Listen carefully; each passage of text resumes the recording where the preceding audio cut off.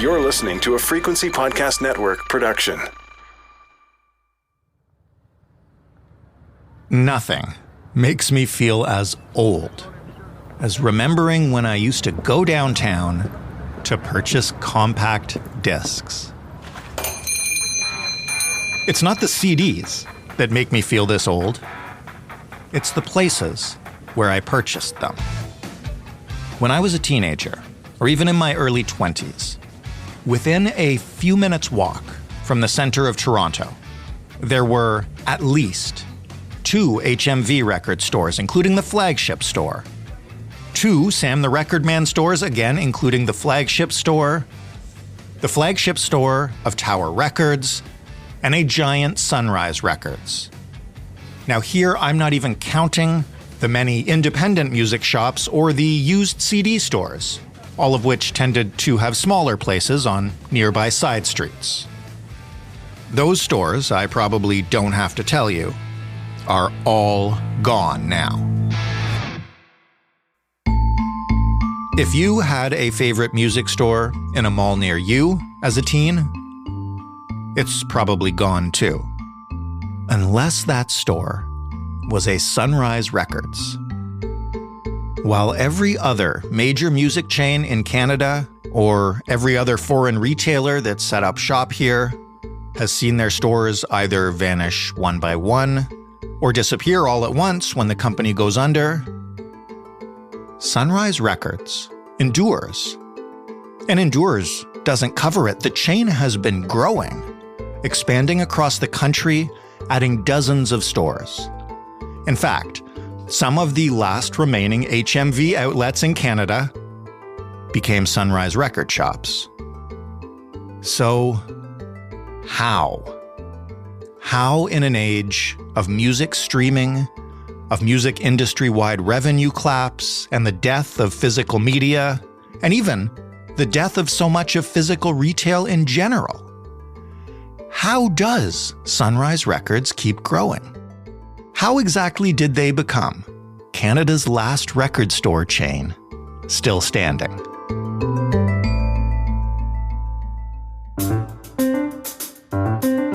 I'm Jordan Heath Rawlings. This is The Big Story. Richard Trapunski is the digital editor at Billboard.ca. He is a music journalist, and he wrote about the remarkable story of Sunrise in the Walrus. Hey, Richard. Hey, Jordan. How you doing? I'm doing really well. Thanks for coming back on the show. Of course, thanks for having me. Why don't we start with the end of the last era that brought us to where we currently are, to sort of set the stage.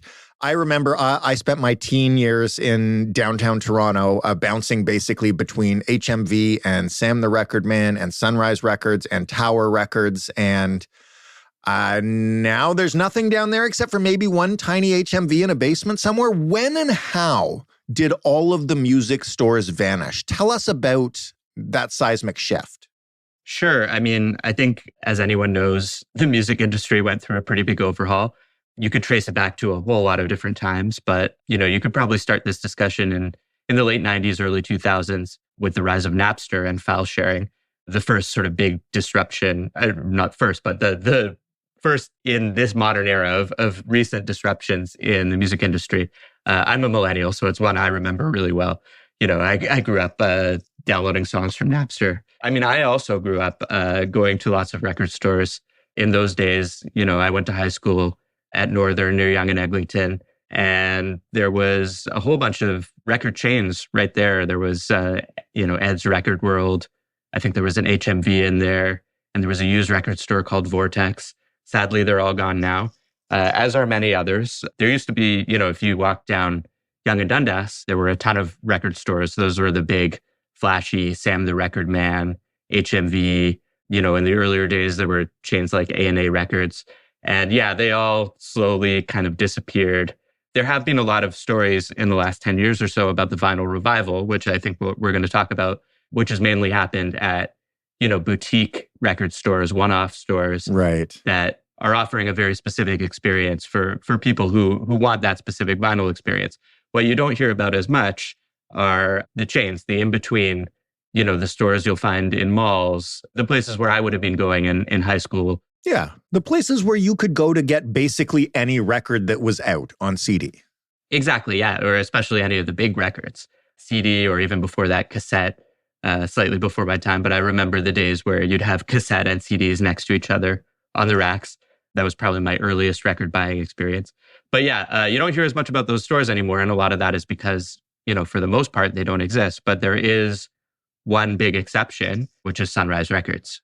Do we have any idea, before we talk about Sunrise Records, of how many of these stores vanished or how far the revenue or amount of people buying physical music dropped off?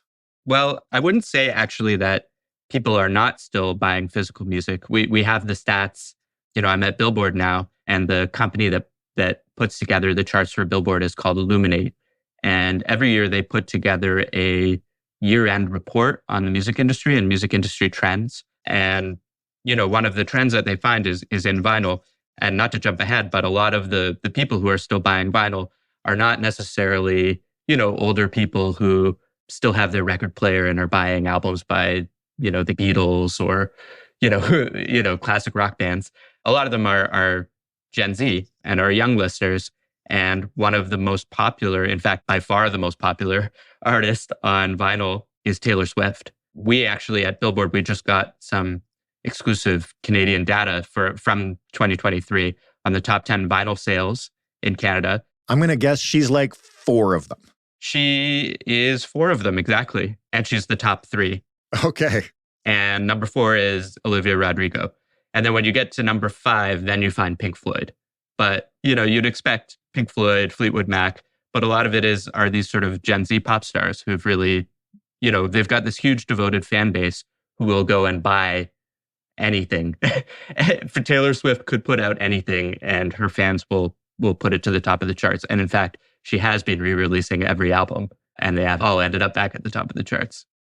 In a little bit, we can talk about who buys what and where and how that changes how these remaining stores do business. But because you've already mentioned them, and that's really the crux of what I find so fascinating about this discussion, Sunrise Records, formerly one of those 4 that I mentioned that were kind of in the malls, on the streets, competing with HMV and Sam's and all those.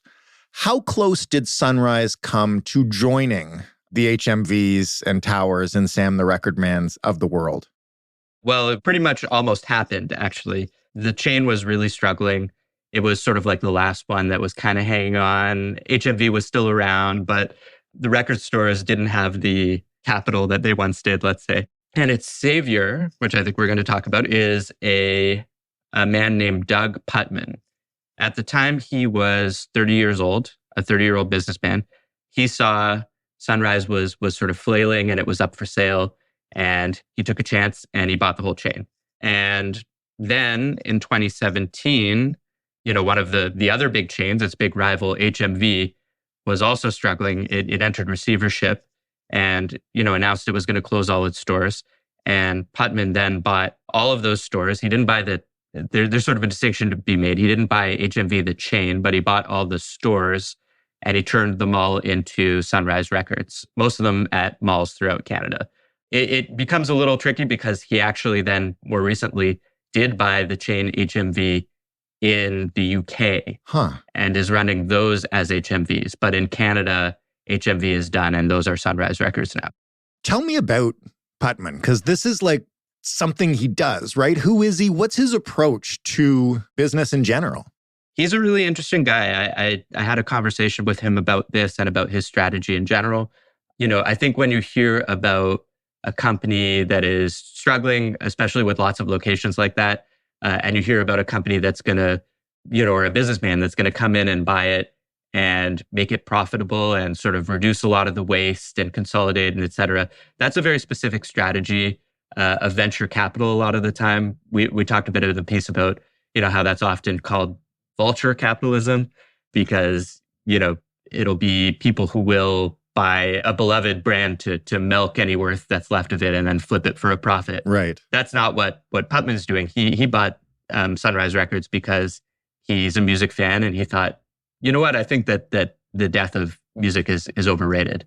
I think there is life still left in this. And yeah, he has a habit of buying these. He called them distressed businesses, distressed turnaround. He bought Toys R Us, and he owns Toys R Us in Canada. And then more recently, he bought Bed Bath & Beyond in Canada. He launched a new brand off of that called Rooms and Spaces. And he also bought a whole bunch of, during the pandemic, David's Tea was a struggling franchise. And he bought a lot of those David's Tea locations and malls and launched a new brand called Tea Kettle. So he really has a history of doing this. What did he tell you about why he likes to do that? I mean, you talked to him, he said he likes it, essentially. We talked about the strategy that a lot of people have of buying brands to fix them up and sell them at a profit. He tells me he's never sold anything. He actually buys them to turn them around and then run them as a company because, he sees value left in those retail brands. Sunrise specifically, he's a music fan. He was very involved in Record Store Day and the launch of Record Store Day and continuing Record Store Day in Canada, which, is a day every year that's designed to celebrate brick and mortar record stores. And it comes with a lot of exclusive records and people will line up, collectors will line up for that. So, he's interested in records, although he said he's not like a super, high fidelity record geek. But, it's kind of like an old school approach to business that you don't see as often anymore. He's doing it out of love. He's also, he's still a businessman. He is still at the end of the day trying to make money from it. But it's an approach that you don't often see as much these days. So what specifically did he see in Sunrise and in potentially owning more physical music stores? And I guess the side version of that question is, what did he think was wrong with those stores that they weren't working that he could fix? Yeah, that was one of the things, right? Is you did hear a lot, especially at that time, about doom and gloom. We're talking about a decade ago. That was the rise of streaming as the, the big model of distribution for music. Spotify started to rise and took over, and Apple Music and similar platforms like that, where, rather than you have to go out to the record store to buy the new album from Taylor Swift or whoever, you could just go on Spotify and listen to it the minute that it comes out, and everyone can have that collective experience. And so I think a lot of experts saw that and thought, okay, well, it's been a nice run. Record stores are done now. And he saw it and he said, well, no, people still want to own their music, and there is still a market for that. And, there's some community to going to stores. I think that's where you've seen a lot of the smaller boutique and indie shops are really built around that community. And Sunrise Records is a lot more utilitarian. It's in the malls and whatnot. But, there is still that aspect of going in and browsing and finding what you want. And, I think that the proof has borne out. People are still buying records and people are still buying CDs. CDs have not died out.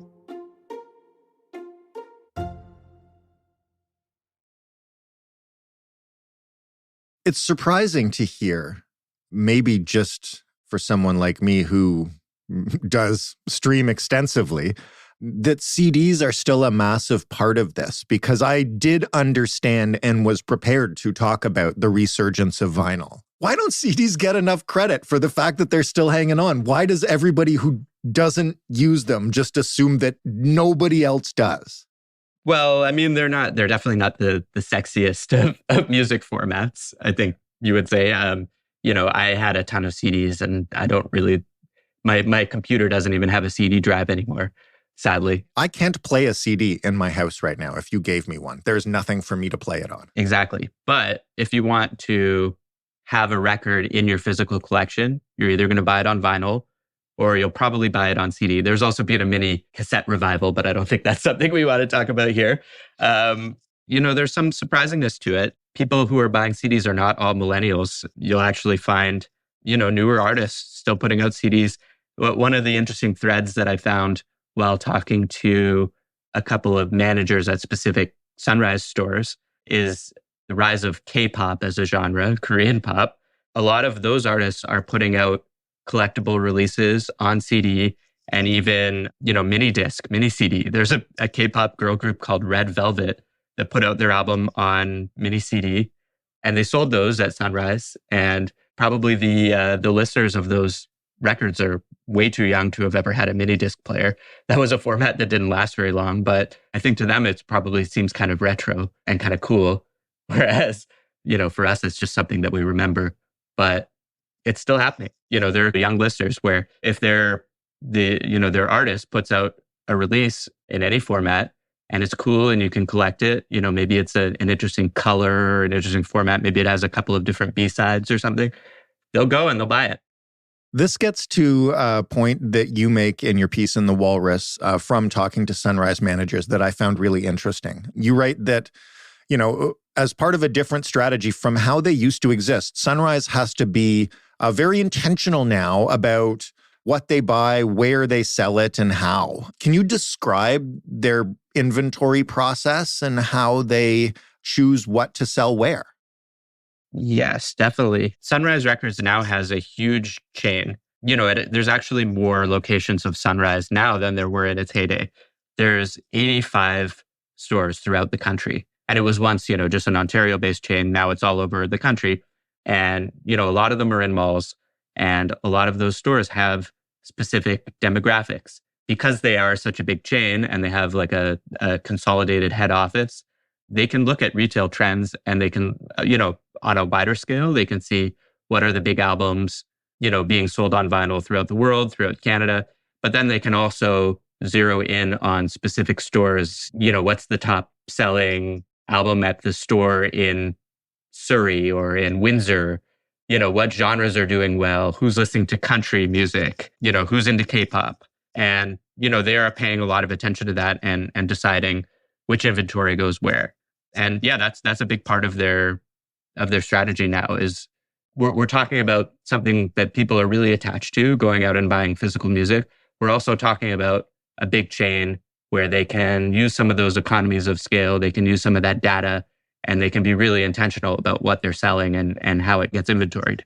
I wanted to ask about the initial reactions to Putman's purchase of the chain and what he planned to do with it versus what people in the industry are saying about him now. Did it seem crazy when he did it, or what was the actual perception of the move? I mean, I think it did seem crazy, right? Anytime that a large category of retail stores or of anything is closing and, it's being disrupted, to use that buzzword, for somebody to come in and say, no, well, I'm going to do the opposite. I'm going to open record stores. I'm going to open them in malls. I'm going to focus on physical product. Yeah, of course, business people are going to say, what are you doing? What's happening? And it's been about 10 years. So you have 10 years to draw and you could see that the chain has expanded, and that the data is saying that people are still buying records and buying CDs. There's some vindication there for sure. How big are we talking now? You mentioned 85 stores, but just in terms of like the geographical footprint of the company and also, how many jobs are we talking about here? Because again, those are the kind of jobs that don't really exist in many places anymore. Now that so much of media is just available to stream online, where you get the stereotypical image of the like snobby record store teen who points you to the new cool thing that you might love. Yeah, I think that a lot of people, I'm a music writer, right? I work in music. I know a ton of people who, had their first job or got their feet wet in music by working at an HMV or working at a Sunrise Records in a mall. They would take a chance and hire a teen. Then there were stores like, Sonic Boom before it moved to Spadina. I remember, I feel like I dropped off a resume there in my day and they said, well, everyone who works here is in a band. Yeah. You're just not cool enough. You're not cool enough. Exactly. But yeah, that experience still exists. I think you hear about these stores where it's an outdated reference now, but high fidelity, the Jack Black and John Cusack working at the record store and judging your tastes and, not wanting to sell you a specific Stevie Wonder record because it's when he went commercial or something. That stereotype still exists. It's, you hear about that when you're talking about the boutique indie vinyl stores. Like I said, Sunrise is a lot more populist, I would say. There's 500 jobs, they've told me. It's not a public company, so a lot of their data is not available. We don't actually, as I'm talking about the success, a lot of the evidence is just how many stores they have, and its expansion because, I asked for numbers and they said, well, we're a private company. We don't. The evidence is that we're still here and they're not. Exactly. But there are 500 employees that they did tell me. And those are jobs that still exist. A lot of those people, Robert Lawson is the manager that I spoke to from their store in Cloverdale Mall. And he has been working there and in record stores since the 80s. He's been working there for, I think, about a decade and a half. So that's kind of another exception. He knows all the people who've been coming in there. That's one of the longer standing Sunrise record stores. But there are a lot of jobs and, people are still coming.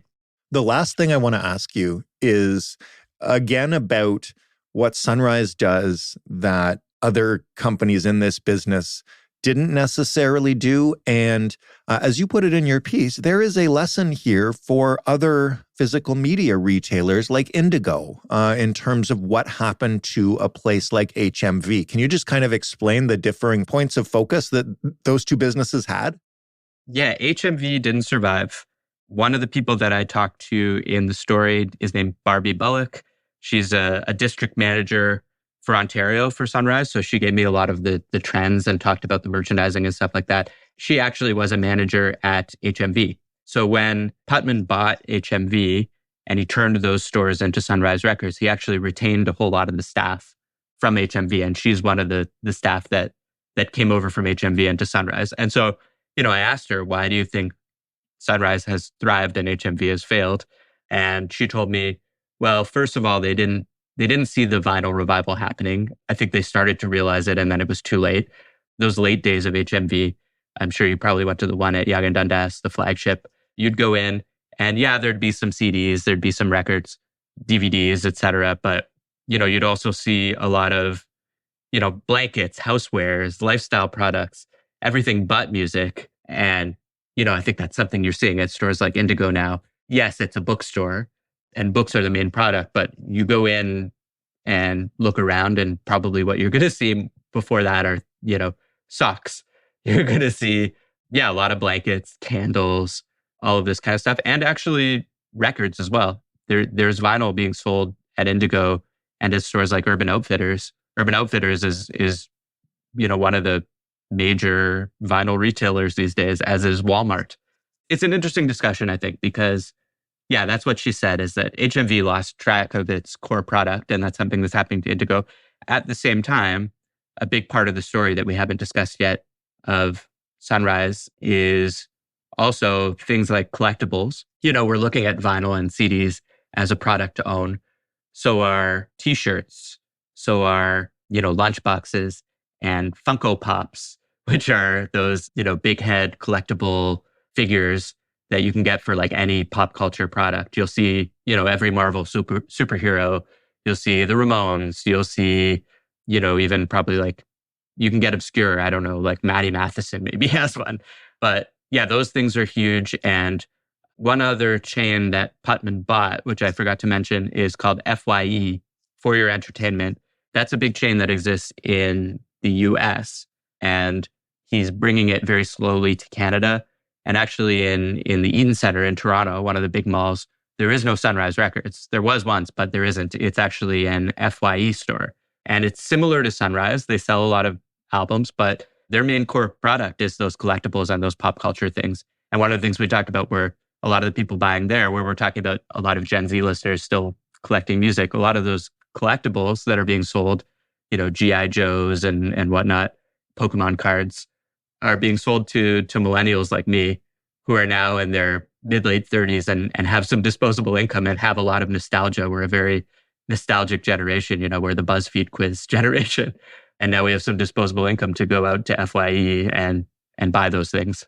It's interesting because, as I mentioned, I don't buy physical music anymore, but I would buy, if there was a place to get them that was convenient, band T-shirts and merch, which is what you miss when you don't have all those music stores around. So I guess I got to go find my local Sunrise Records.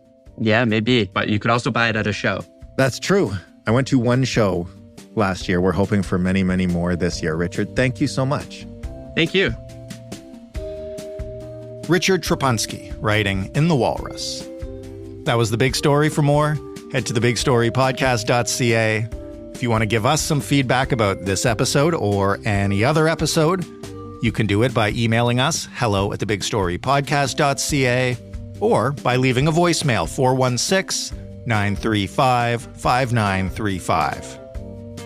Joseph Fish is the lead producer of this podcast. Robin Simon is also a producer on the show. Stephanie Phillips is our showrunner. Mary Jubrin is our digital editor. Sound design this week was done by Christian Prohome. Diana Kay is our manager of business development.